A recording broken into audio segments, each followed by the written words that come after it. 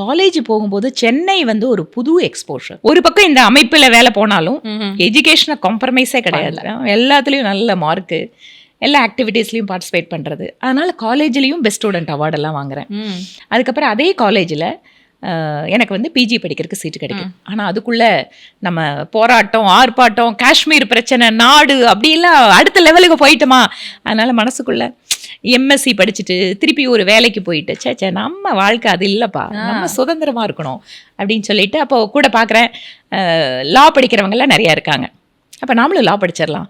ஏன்னா வக்கீல் ஆகிட்டோன்னு சொன்னால் நம்ம இஷ்டத்துக்கு கோர்ட்டுக்கு போகலாம் வரலாம், அது சுதந்திரமான ஒரு தொழில் அப்படின்னு சொல்லிட்டு 90 என்ட்ரன்ஸ் எக்ஸாம் எழுதுகிறோம். என்ட்ரன்ஸில் நல்ல மார்க்கு, சென்னை லா காலேஜ் தான் அப்படின்னு சொல்லி நான் முடிவு பண்ணிவிட்டு சென்னை லா காலேஜ் போடுறேன். கிடச்சிடுச்சு. சென்னை லா காலேஜ் போய் படிக்கும்போது அப்போ தான் சென்னையில் பிஜேபியோட நேஷ்னல் எக்ஸிக்யூட்டிவ் மீட்டிங் நடக்குது. ஓகே. அப்போ அதுக்கு அத்வானிஜி, ஏன்னா அப்போவே வந்து ராம ஜென்ம பூமி மூமெண்ட் ஆரம்பிச்சாச்சு. அப்போ காலேஜில் இருக்கும்போதே அதுக்கான மீட்டிங் எல்லாம் போகிறது. அத்வானிஜி வந்து கோயம்புத்தூர் வரும்போது அவரை போய் பார்ப்போம். அப்போவெல்லாம் பிஜேபினா என்னன்னு எனக்கு தெரியாது. பிஜேபின்னா பிஜேபின்னா அது ஏதோ ஒரு அமைப்பு அப்படி தான் தெரியும். அதுக்கு மேலே எதுவும் தெரியாது. பட் லீடர்ஸ் வந்தாங்கன்னா போவோம் வருவோம், அவ்வளோதான்.